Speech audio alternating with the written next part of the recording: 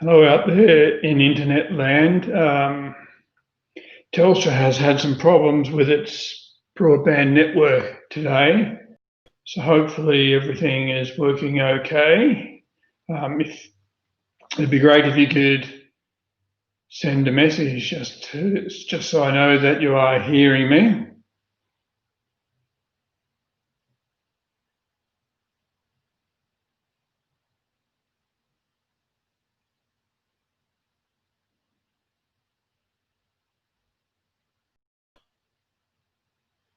Thank you. Everything's good. Excellent. We'll just wait a couple of minutes to give people a chance to join.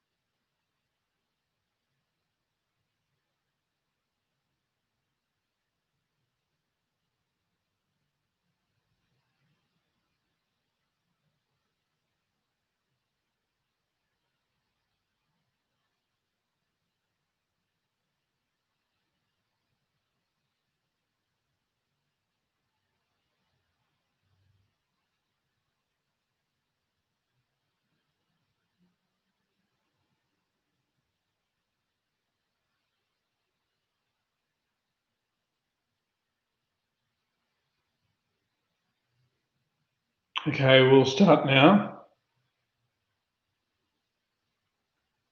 So first, check our posture, mindfulness of the body, if you like.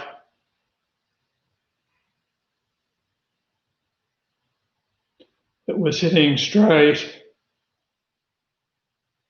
elbows held away from the sides of the body.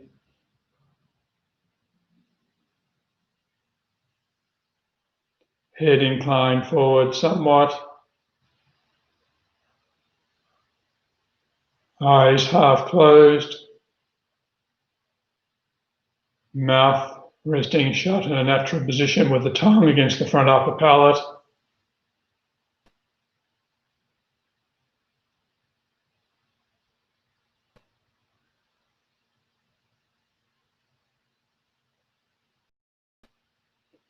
So allow the shoulders to settle, the muscles in the neck and the face to relax.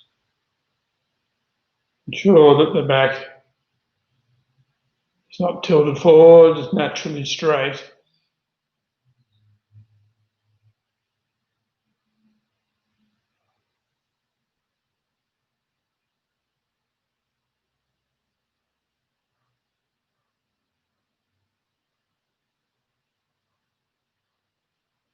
So in order to quieten the mind, prepare the mind, we start with 9-round breathing meditation.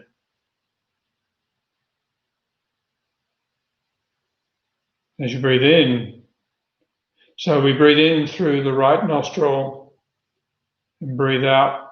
We concentrate on the in-breath through the right nostril and the out-breath through the left nostril for 3 cycles of in and out-breath.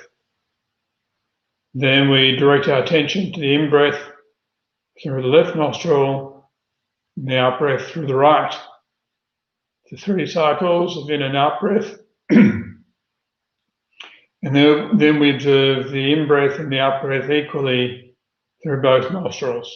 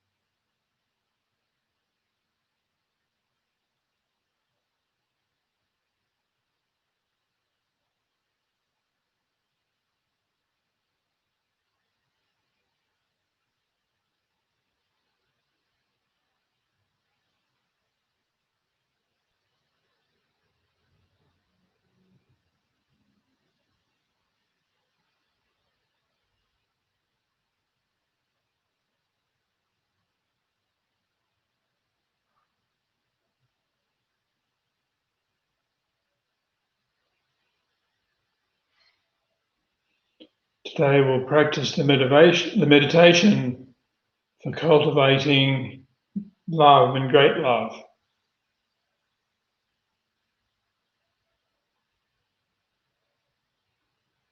We visualize before us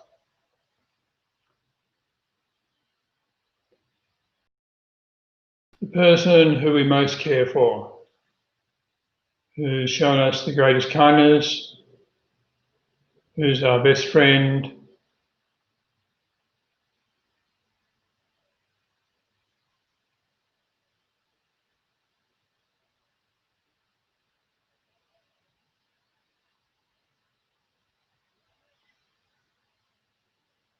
and we think, I want happiness more and more.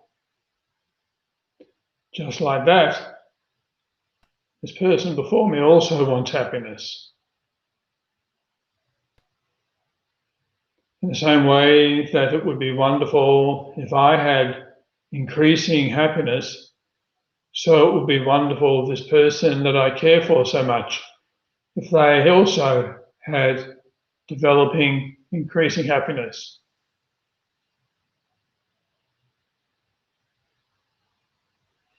May this person have happiness more and more.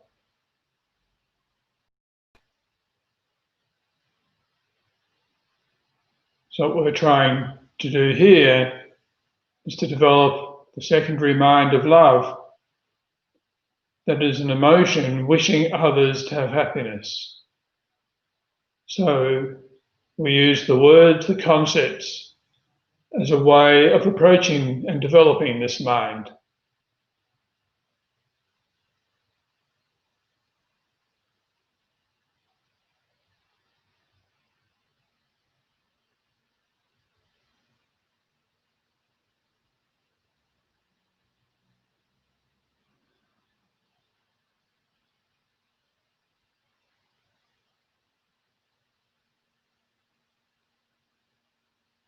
Then we increase those visualized before us, including now all of our friends and our family. And we think, just as we want our dearest friend to have happiness, so too may my close friends and family also have happiness and increasing happiness more and more.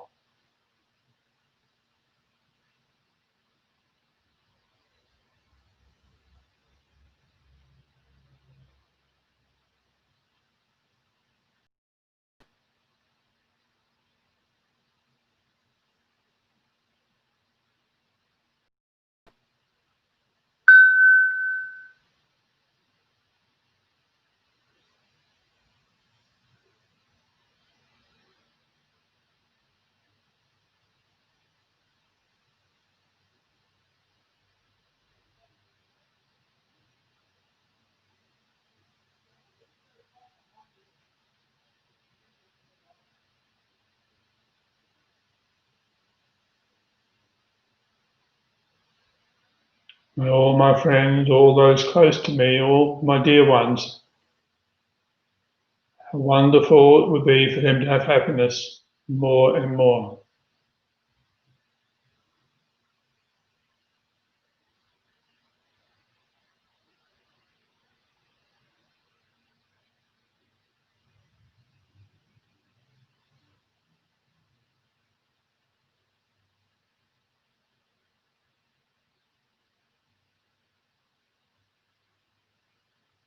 Then we expand the scope or the object of our meditation. Now we visualize not only those who are close to us, but that we have a passing acquaintance with, people we study with, people we work with, people we meet at the shops or wherever.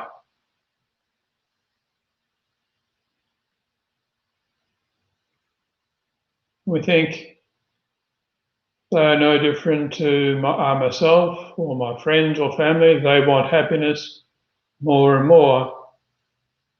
May all these people visualize before me, my friends and my acquaintances, May they all have happiness and all cause of happiness.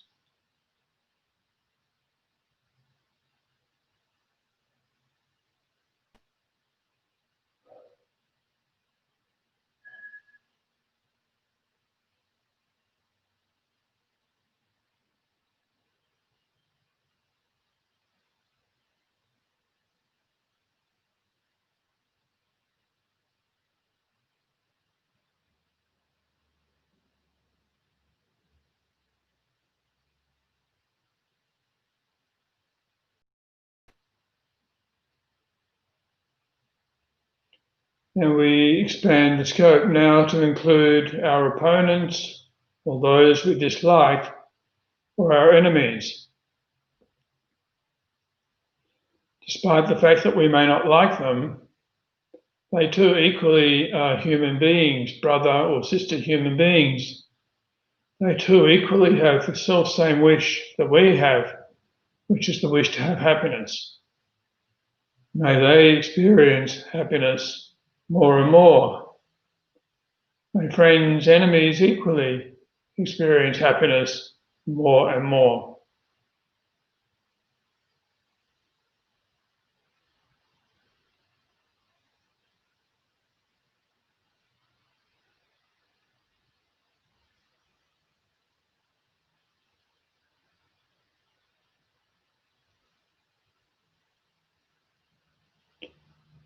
So the people that we know, our friends and perhaps our strange enemies, are just a few of the people on this planet. All human beings, without exception, have the same wish that we have. They don't want unhappiness. Just as our happiness and unhappiness is of paramount importance to us, similarly, each and every human being, wherever they live, their own experiences of paramount importance to them.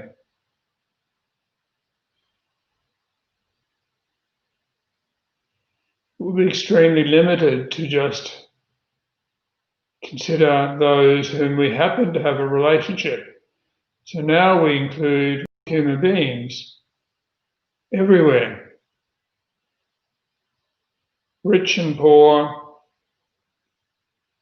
Western or Eastern,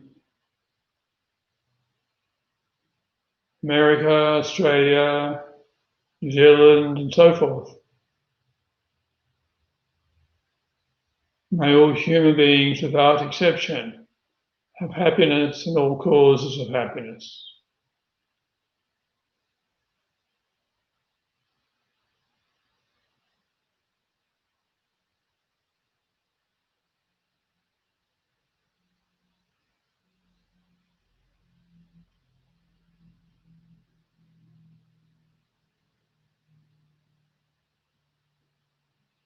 Non-human beings also experience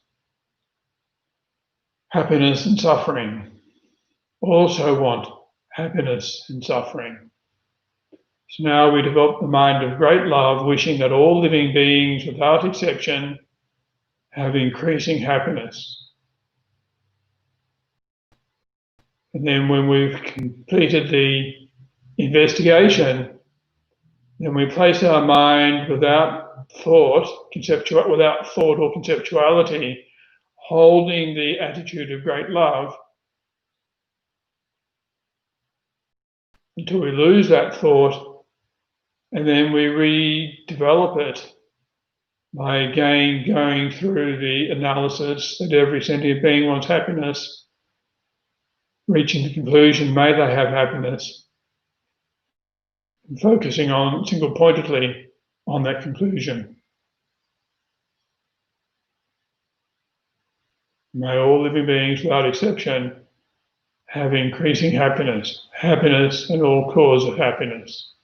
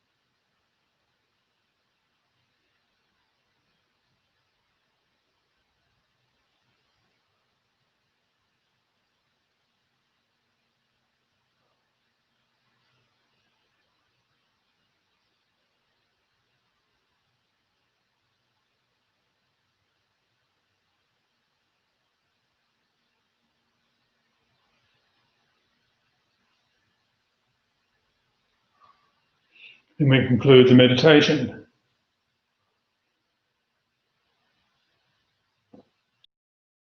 So this is the meditation for developing great love.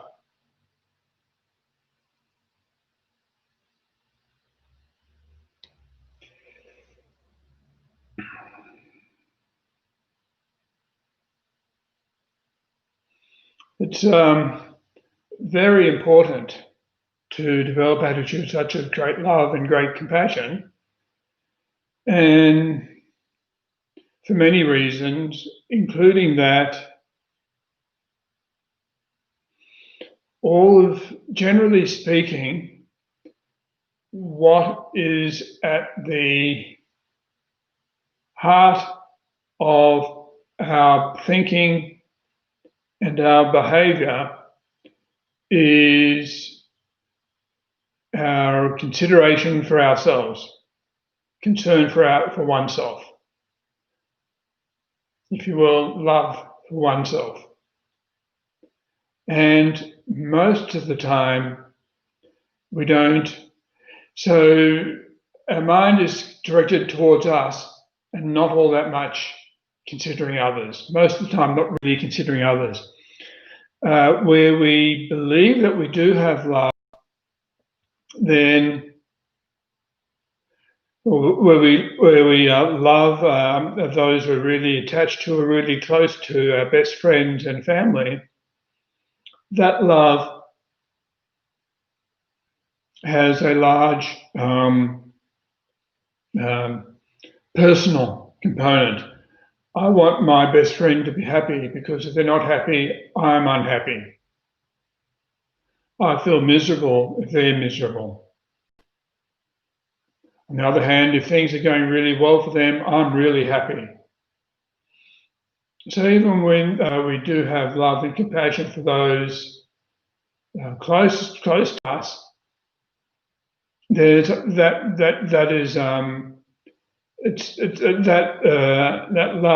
type of love or compassion is mixed with a large amount of personal consideration for oneself.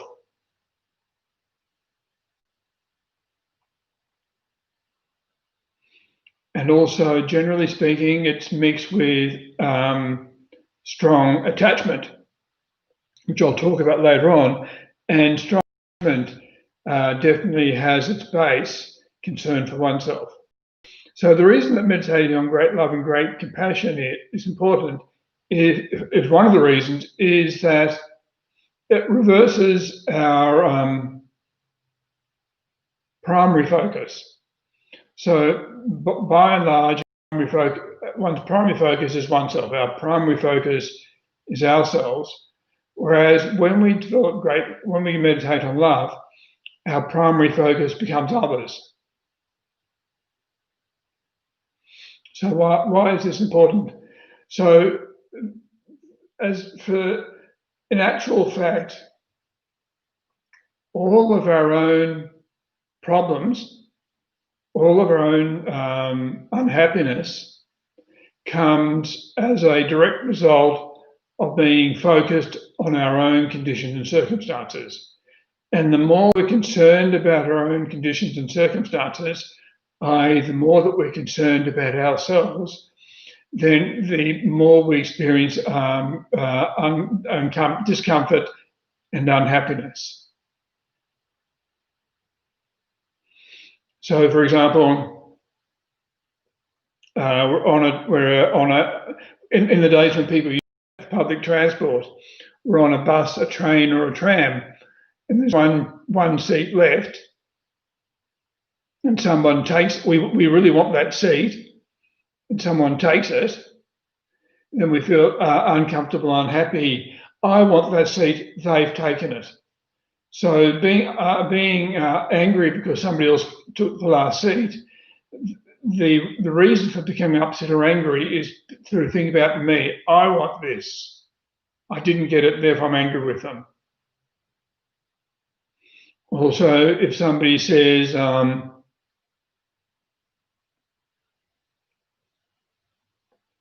hurtful words. Those words, as we were discussing last week, those words only bring us discomfort or unhappiness based on our own particular inward concern.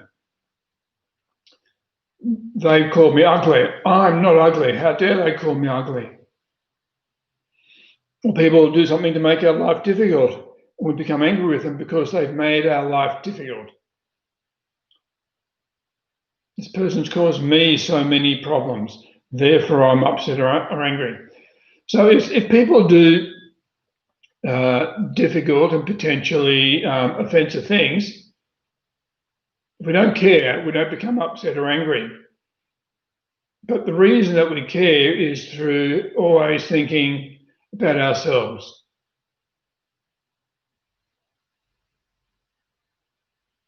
Through selfish consideration, then even small things, such as somebody taking the last seat on the public transport, become really can make us really upset or angry.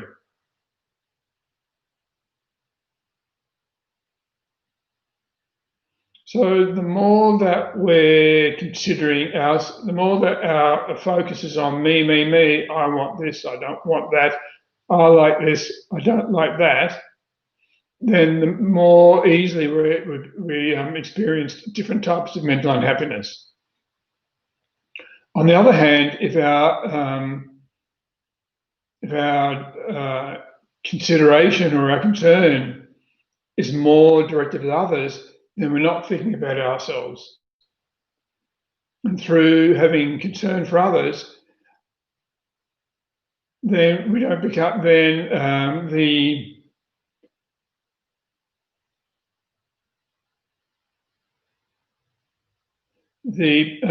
likelihood of us becoming upset or angry or unhappy is greatly diminished. To the extent that if we have absolutely no concern about ourselves at all and only are concerned about others, then we're continuously happy, nothing bothers us. If our concern for others, on the other hand, is mixed with attachment, I really love this person, but I'm also really attached to that person. And as I was saying before, that type of incomplete or impure love has a mixture of concern for others and a concern for self. And therefore, in relationship to that other person, if they experience difficulties, then we're unhappy because of our attachment for them.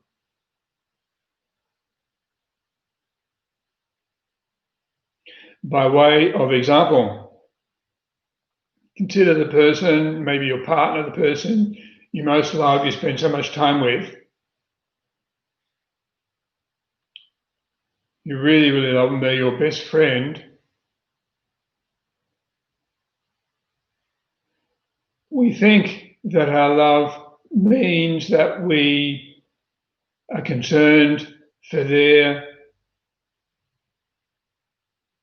we think that our love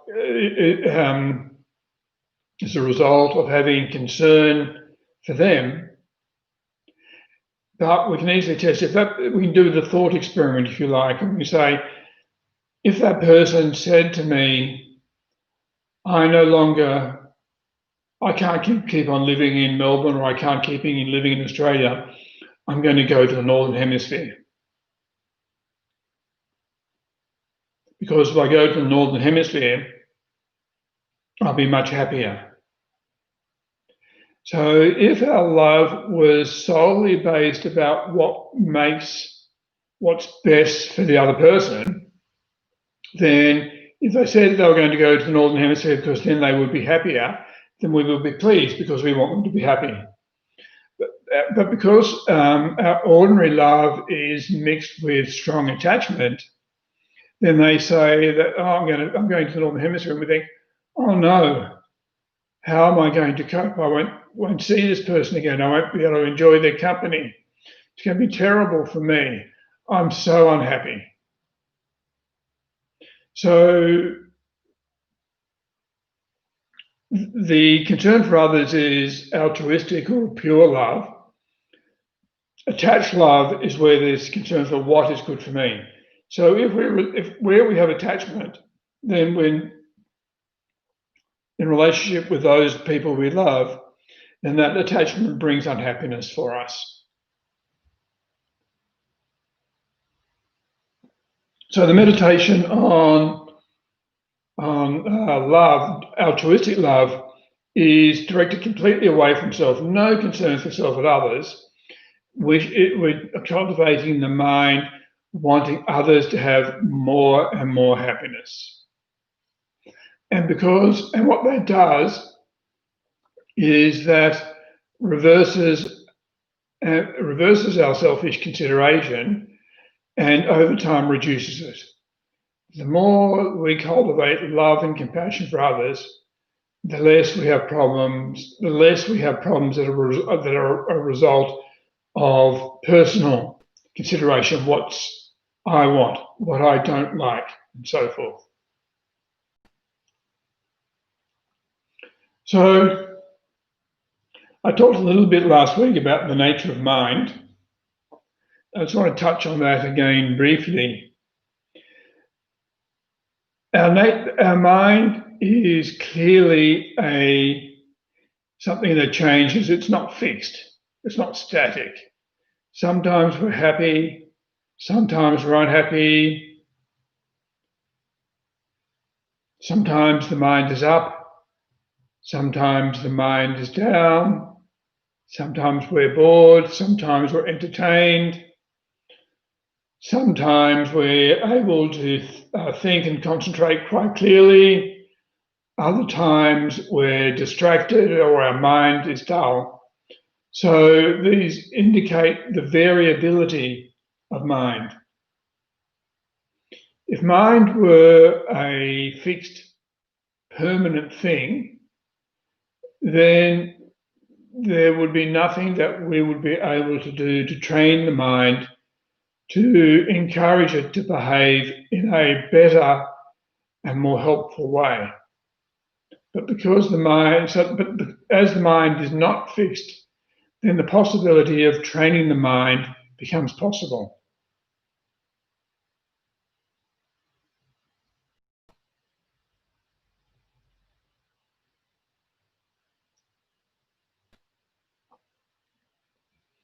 The way that we train the mind is through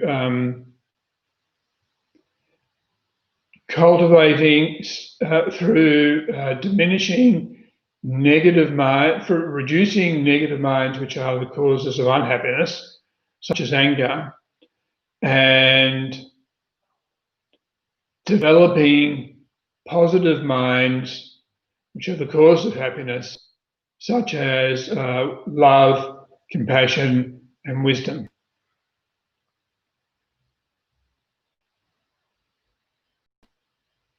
The way that we train the mind is the two principal methods of training the mind through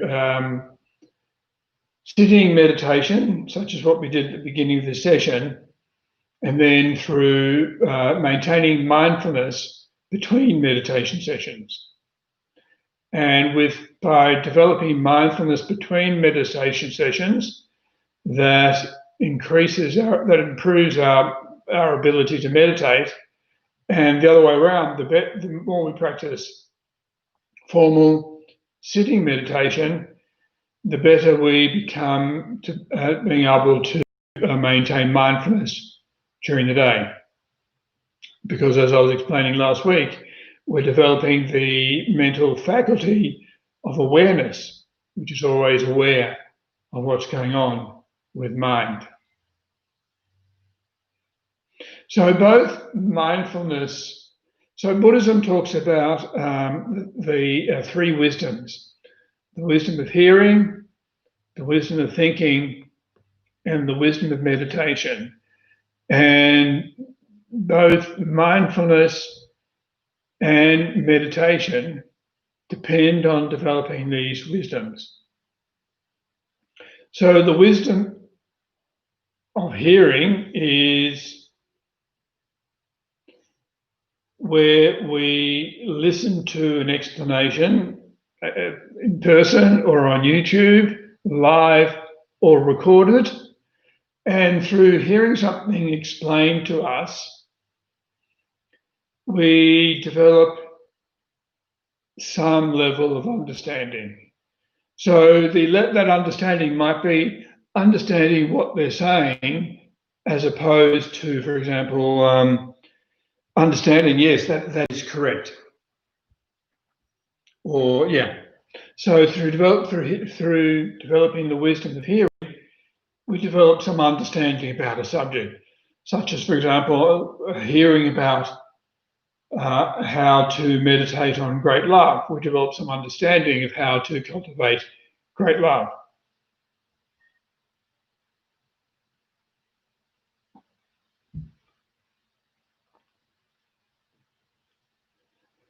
As I've mentioned in previous weeks, we and also quoted Guru Shakyamuni Buddha, the historical Buddha.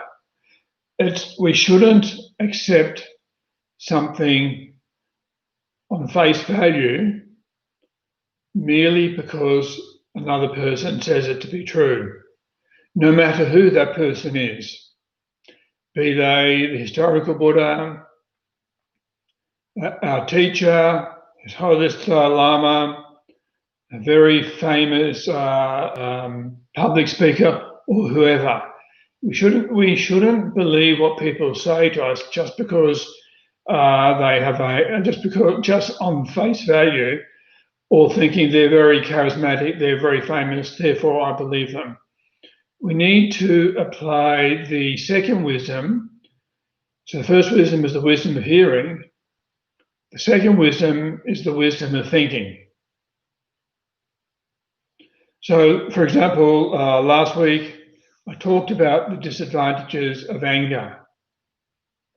And you may have come away from that talk thinking, maybe anger is damaging. But we need to apply the wisdom of thought, the wisdom of analysis, using our wonderful human intellect to investigate, consider, and assess what we've heard, what has been communicated to us, to determine whether or not it's true. To develop conceptual certainty.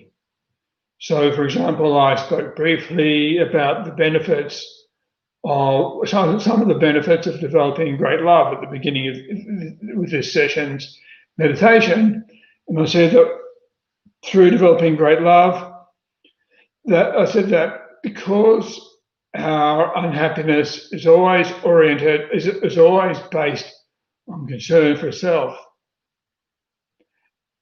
and because great love reverses this concern for self, therefore great love is a way of developing personally more and more happiness. So those words might seem on face value, perhaps they're true. Through cultivating the wisdom of thinking, then we take those ideas, we think about what is being communicated or what is being conveyed. We develop, through the wisdom of thinking, we develop clarity, clear understanding in terms of what is being conveyed. And then through cultivating that wisdom of thought over a period of time, and with many of the more complex Buddhist subjects, developing the wisdom of analysis, the wisdom of thinking is an exercise of years sometimes to increase and improve our understanding. So we develop our wisdom of thinking or of analysis over a period of time to the point that we become definite, certain based on reasoning, based on logic, not certain based on blind faith or respect. So when we believe something just through faith or respect, then that belief is weak.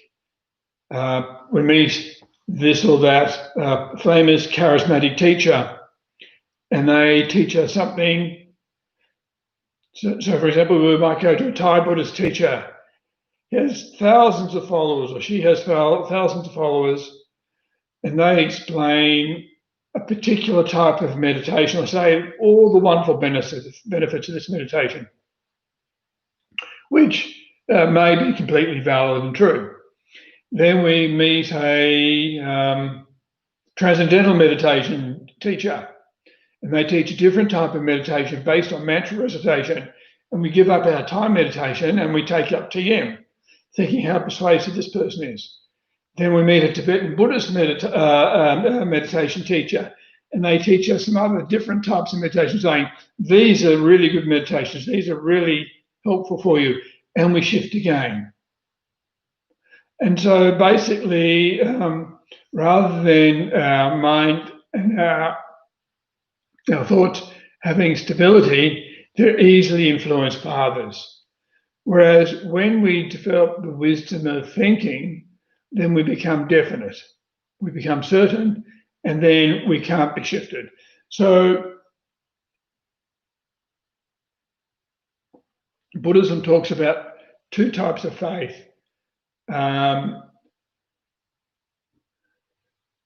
Blind faith, if you will, which is just, aren't these words fantastic? Isn't this teacher so famous, so charismatic, without really considering properly what they've explained, or even perhaps even really considering their qualifications. And then there's a belief or faith based on reasoning. So we believe something to be true, we are confident, we have certainty because we've investigated and analysed using logic and reason. So this is the wisdom of thinking. So taking the example of developing the mind of great love, wishing all others to have happiness and all causes of happiness equally. When our wisdom of thinking is complete, we've completed the analysis, we've reached the conclusion, we have certainty without doubt, without confusion or misunderstanding, then we conclude, I do need to develop the mind of great love, the attitude of great love. I want to develop the attitude of great love. I want to abandon selfishly just thinking about myself, selfishly just looking after myself and not caring about others. So that thought, that conclusion is a good thought, is a beneficial conclusion, but that thought by itself won't result in our developing great love. So when we do have great love, when we turn our mind to it in meditation, easily we generate the altruistic compassion, the altruistic motivation, wanting others to have happiness. When we do have the mind of great love, whomever we see, whomever we encounter, whomever we think about, we naturally want them to have happiness more and more. Through having the mind of great love, we have little concern for our own personal experience. So we can see that there's quite a big difference between wanting to have and believing that we should develop great love and actually having it. And the way that we inculcate or develop or change our way of thinking or train our mind to have great love is through developing the wisdom of meditation. So with the thought, may others have happiness, and with our normal way of thinking, our thoughts are momentary, are fleeting, so we don't stay on that thought for long. We might think for a few moments, yes, may others have happiness or cause of happiness, and then the next thing, oh, what's happening in the street out there? Or what will I be doing tomorrow? Or what happened to me yesterday? So our thoughts don't rest on one object for very long. They just move along. And secondly, when we develop great compassion, there is our wish to have for others to have happiness and all causes of happiness is intense. It's very powerful. Whereas generally, when we observe others, we might have a slight inclination, may they have happiness, but there's no intensity. The thought, just for a moment, wishing for another person to be free of a headache, Shantideva says, has benefit or merit beyond measure. Just that one thought for a moment, may that person be free of a headache.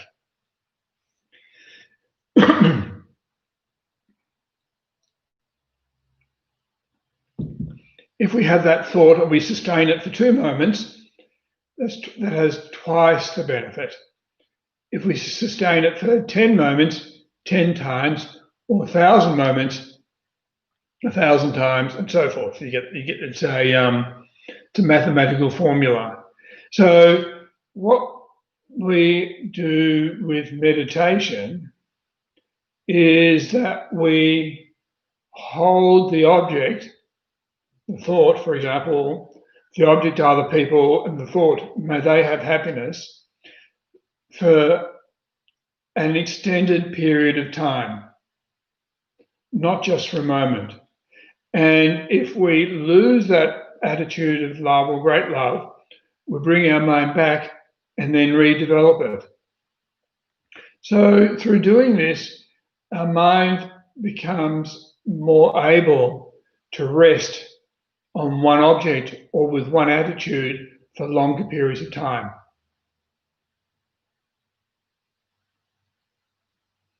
So we might be able to maintain the thought of love or great love, perhaps more or less without distraction, for 15 minutes. So that's immeasurably more powerful in terms of the effect that it has on the mind than just holding the thought of love or great love for a few moments.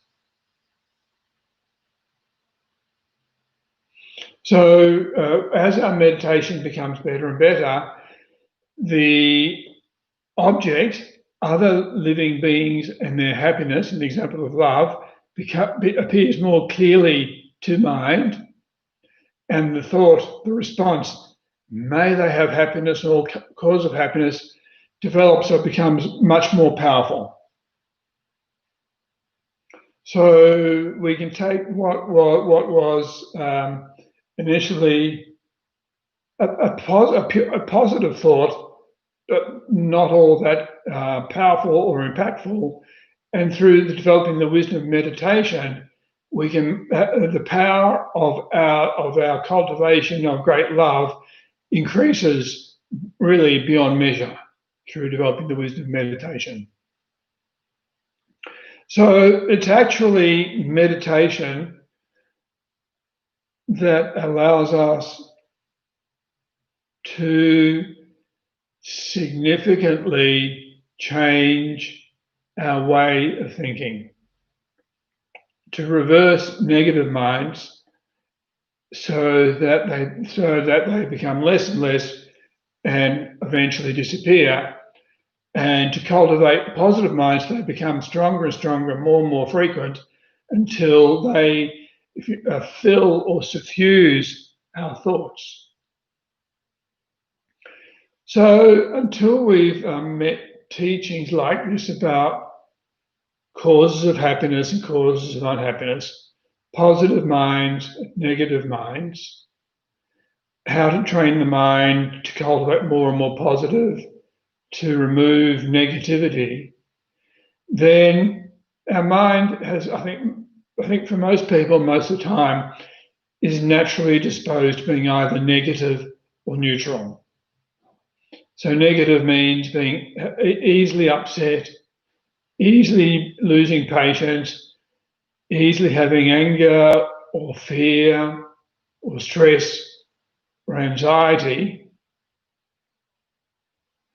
And positive attitudes arise infrequently normally, such as genuine, non-selfish love or compassion arise infrequently. They do arise. So, for example, if we're watching a documentary about the sufferings of, for example, of people with COVID-19 in intensive care or on respirator, or we think of the sufferings of their family who can't visit them, or we observe the sufferings of their family, they've lost their loved one and they couldn't even hold their hand whilst they were dying. We observe these people who may be complete strangers to us on TV, and just through understanding, comprehending their situation, and through a little bit of empathy, imagining what it would be like when we're with them, if we were in a similar situation, then compassion naturally arises. We think, oh, how terrible, may these people be free of that suffering. So this is a genuine, pure altruistic mind, compassion, wishing another to be free of suffering, but mostly it doesn't arise all that commonly, and mostly we don't hold it for sustained periods of time. We observe the news on COVID-19, and then the next thing is what happened with the football last night. And so on TV, that is, and then we have lost what we were considering. So as I was saying before, generally speaking, pure positive thoughts arise infrequently and with difficulty, whereas negative thoughts arise effortlessly and frequently.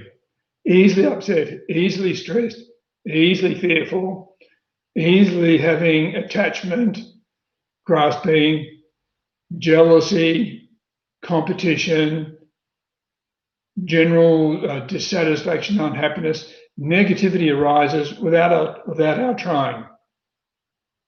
And so we do have a habit of positive thoughts, but our habit of negative thoughts is much stronger.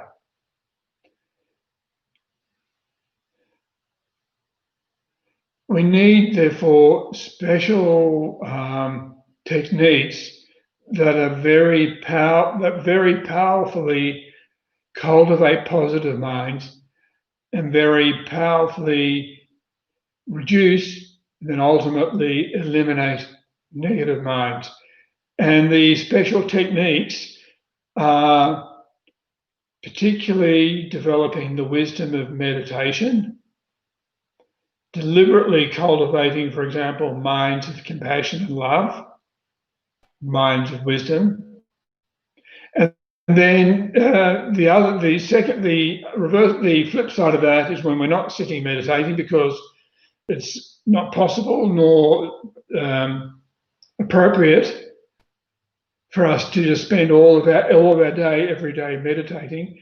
Between sessions, we maintain the mindfulness, so that, for example, when we do observe another's suffering, with mindfulness, thinking, oh, this is a suffering person, we use that as a way of, as an opportunity for reflecting on compassion.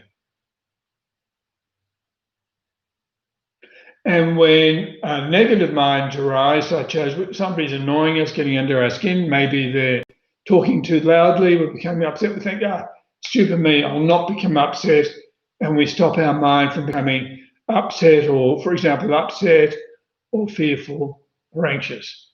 So if we practice meditation and mindfulness skillfully, then over time, negative minds are not as intense, they don't last as long, and they don't arise as frequently. The three things: they're not as strong, they don't arise so frequently or so often, and they don't last as long. So once we used to be really angry, we might hold anger for half an hour or something. Now occasionally we get a little annoyed and it passes. Through practicing properly meditation and mindfulness, over time, positive minds arise more easily, spontaneously. They endure longer, and they're more powerful. So for example, once we observe another sentient being suffering, we might think nothing of it and then just think about what's happening with us. Through training the mind with compassion, we observe another sentient being suffering and think, oh, what would it be like to be in that person's situation? Then we develop compassion, thinking, may that person be free of suffering. And then think furthermore, sentient beings everywhere have so much suffering.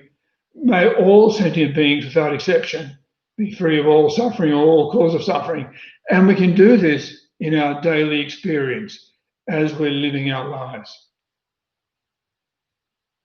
So the measure of how we're progressing with training the mind is, a measure is how often we have negative minds for 24 hours, a count, and how often we have positive minds, a count.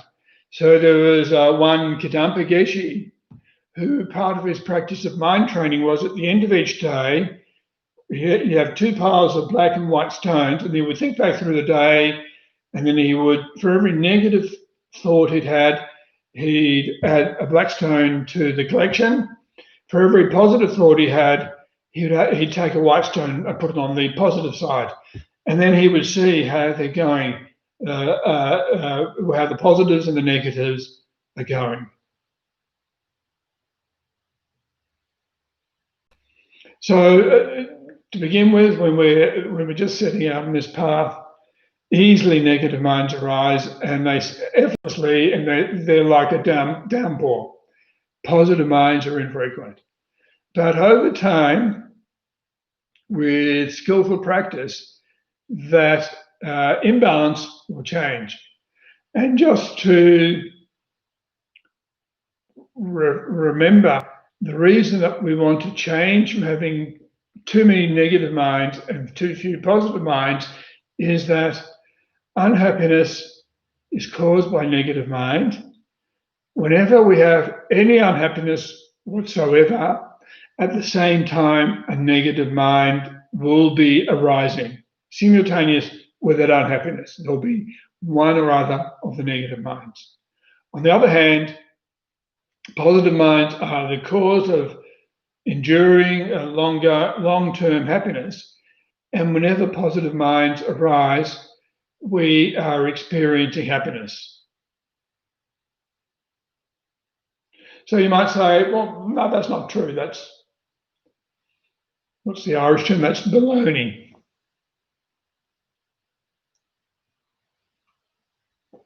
There's an Australian term too, but which I shan't use, or an Anglo-Saxon term I shan't use.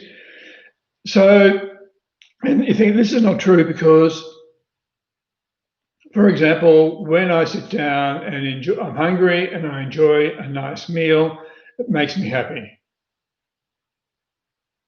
And where is the positive mind that's associated with that happiness? In fact, there isn't any positive mind. There might be a negative mind. There might be attachment. I so want this meal. When I enjoy it, when I have this delicious meal that I'm so hungry, I've been so wishing for, I get so much happiness and enjoyment from it. Therefore, in fact, attachment has brought happiness. But what's happening here is that there are two types of happiness. One is ordinary happiness, which is dependent on external circumstances, such as, for example, being hungry and eating a nice meal. And that happiness is an impure happiness, which is mixed with large dollops of inner discomfort. Also, the happiness of, for example, enjoying a good meal doesn't last. If we keep on eating it, we eat it whilst we're hungry, then we'll eat till we're full, till we've had enough to eat, still enjoying it. If we keep on eating, then it no longer brings happiness. Whereas, so that's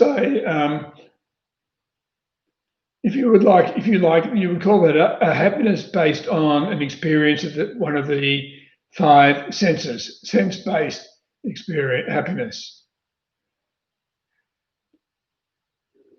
That type of happiness, there's underneath the apparent experience of happiness, there are so many other thoughts occurring. This happiness, this meal is quite good, but there's some things I don't like about it. Or we keep on eating, oh, I'm getting a bit full and uncomfortable. Or we're thinking, how am I going to have this meal again in the future? Or when we're thinking, well, yes, I'm enjoying this meal, but I'm not going to be able to enjoy it for long. It's not going to last. So that's the first type of happiness is sensory happiness. The second type of happiness is, if you like, a pure happiness, which is based on developing a pure state of mind. This pure happiness isn't mixed with confusion or uncertainty.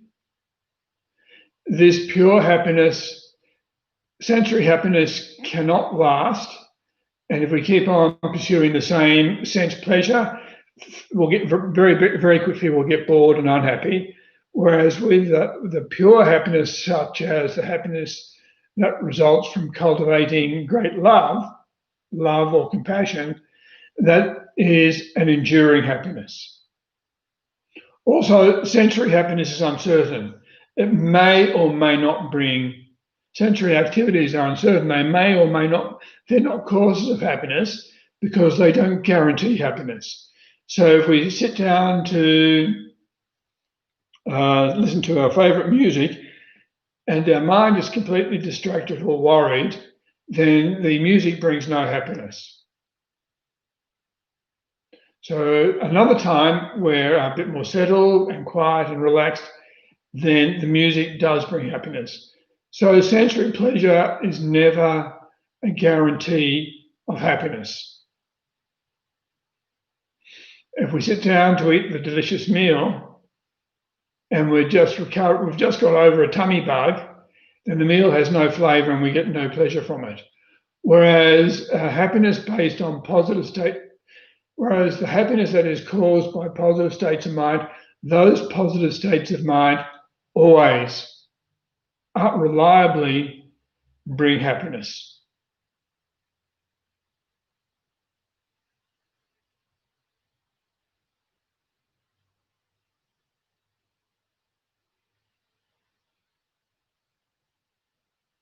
So, and what we want is we want to have happiness more and more.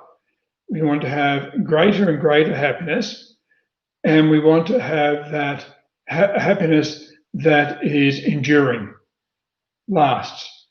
Sense-based enjoyment can never ever bring that type of happiness. With sense-based enjoyment, there's no guarantee that a particular activity will make us happy whenever we do it. If we keep on doing it, we get bored. And even sometimes we might be able to do everything that we might be doing everything that we could possibly imagine as being fantastic, and still there's no happiness.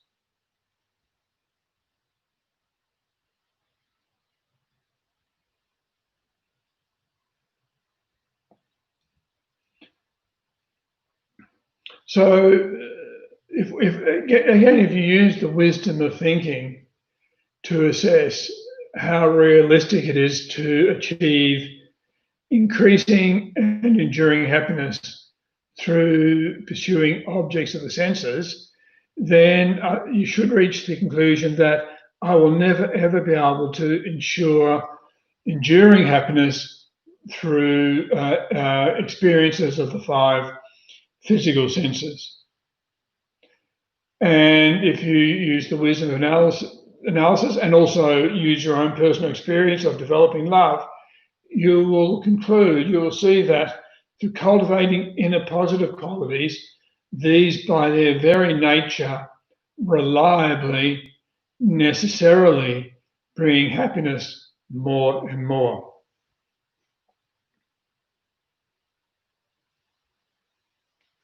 I want to talk a little bit about attachment.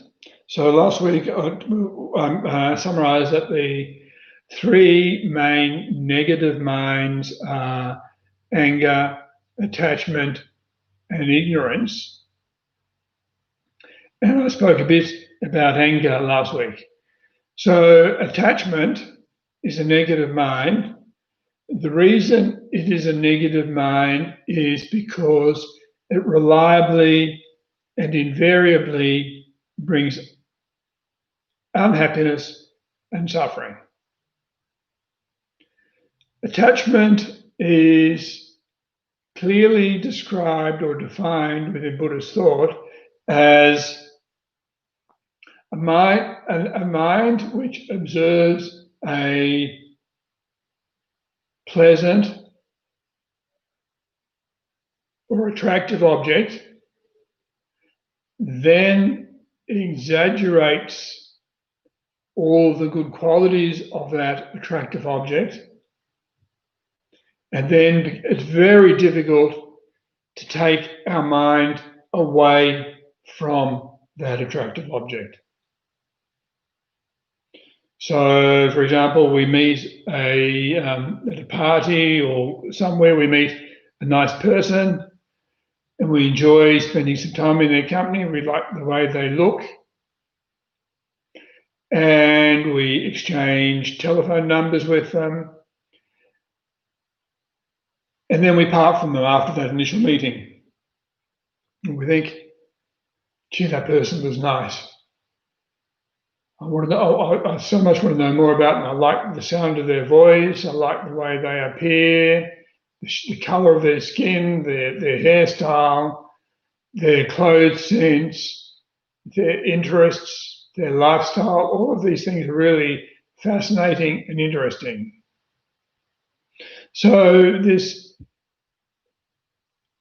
and not only are they fascinating and interesting, and the good things, maybe the sound of their voice or their appearance or their physique, we think, how unbelievably beautiful are those things. So we exaggerate the good qualities of those perceived things.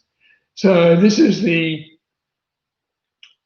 one aspect of attachment, which is only focusing on positive characteristics and exaggerating them. The second aspect of attachment is the mind is very difficult. It's very difficult to take one's mind away from the object of attachment. It's a bit like if you have a compass and a magnet, the compass, the needle suspended in fluid, automatically turns towards the magnet. And impossible to take it away until you remove the magnet. So like that with attachment, we've seen this nice, attractive person at the party, and then all we can think about is we continuously think about this person all the time. We go to sleep thinking about them, we wake up in the middle of the night thinking about them, and we get up the next morning thinking about them. Oh, how nice this person was. I'm so looking forward to seeing them again. And with this way of thinking, then with this mode of thinking, then whilst we're missing this person or so longing to be with them again, we're unhappy. And we won't be happy until we're with them again. We can't be really happy whilst they're absent, whilst we're separated from them. So again, the way attachment works with this person, this interesting, fascinating person, we've organised, on Monday, we've organised to catch up with them on Friday after work, which we do. And then before we see them, we think, I'm so excited, I'll be seeing person X in an hour's time, in half an hour's time, in 5 minutes' time. I'm so waiting for them. Where are they? They haven't arrived. They're due now. And then we start to become anxious. Maybe they're not going to turn up. So there's longing to see this person, and then the anxiety that they haven't turned up on time. These are all types of happiness, types of unhappiness, suffering, which result from attachment. So then the person turns up, and then the next moment we see them, the first moment we see them, we think, oh, this is fantastic, here they are. Aren't they beautiful? Aren't they wonderful?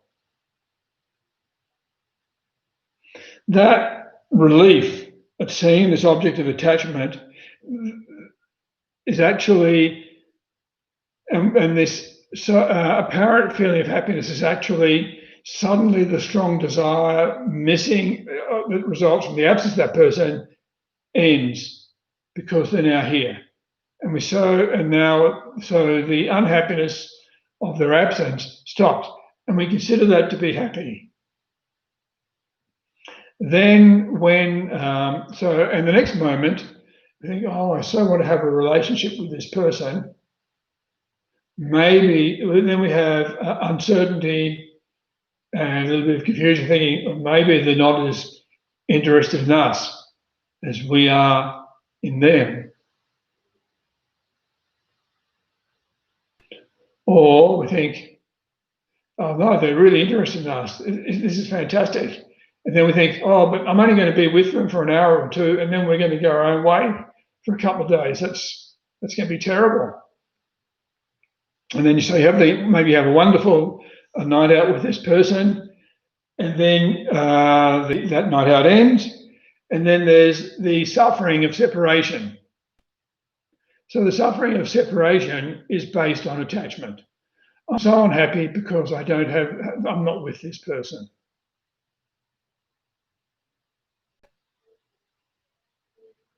So attachment brings suffering before we encounter the object of attachment because we're longing for it. It brings unhappiness and suffering when we're with them because we know that we're only going to be with them for a short period of time. And then it brings unhappiness when we're separated from them. So the natural experience of meeting a nice person and spending some time in their company and enjoying their company, these can be causes of non-negative happiness. But they generally are mixed with a large amount of attachment. And this large amount of attachment continuously brings an underlying dissatisfaction and not only dissatisfaction, also it can bring terrible unhappiness as well. So we have examples of attachment we have attachment of something that we don't currently possess. So we really want it, but we don't have it. And because we don't have it, we're unhappy. We have attachment towards something that we do have, that we do possess. If it gets damaged or impeded or harmed in any way, it makes us unhappy. And we're worried about losing it. It makes us unhappy. And then we have attachment when we've been separated, when we've lost this thing that we once possessed. Objects, examples of objects of attachment are other people, material, possessions, jewelry, clothes, cars, houses, or whatever. So many objects of attachment. So in the way that one of the characteristics of anger is it's the most damaging of negative minds. A principal characteristic of attachment is it's the most common of negative minds. So that's the time concluded. I hope there are still some people out there listening. I'm happy if there is anybody out there listening, given the problems with Telstra's broadband. I'm happy if you to take questions. I'll just get rid of that phone call. Do you have any questions?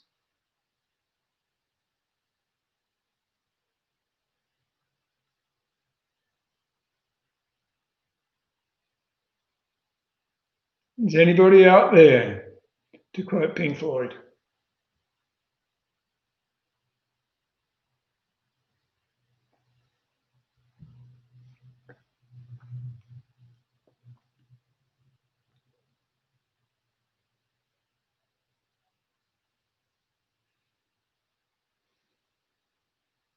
I would expect that most people are buffering, so it might take a half a minute or a minute.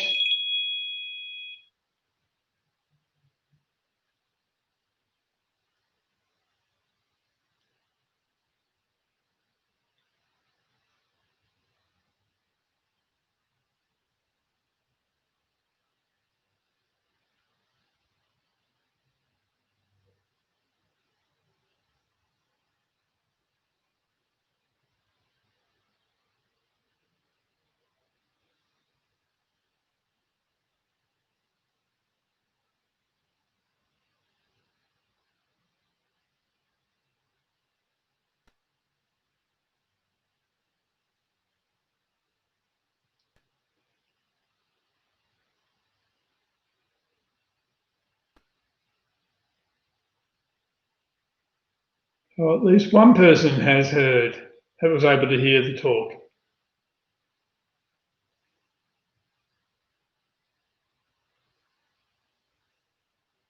Thank you, Chris. It's a pleasure.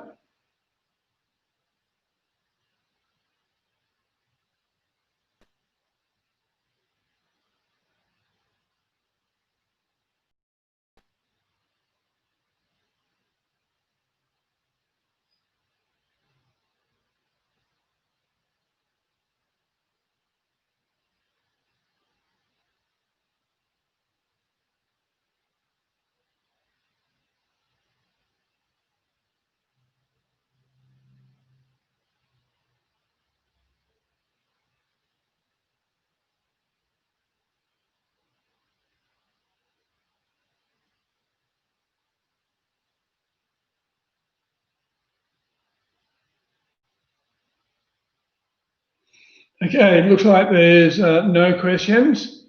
So again, thanks for attending. I hope that internet's working much better next week, and I look forward to seeing you for the final talk in this series, although there's another series starting immediately afterwards next week. Thank you. Have a great week. Happy isolation.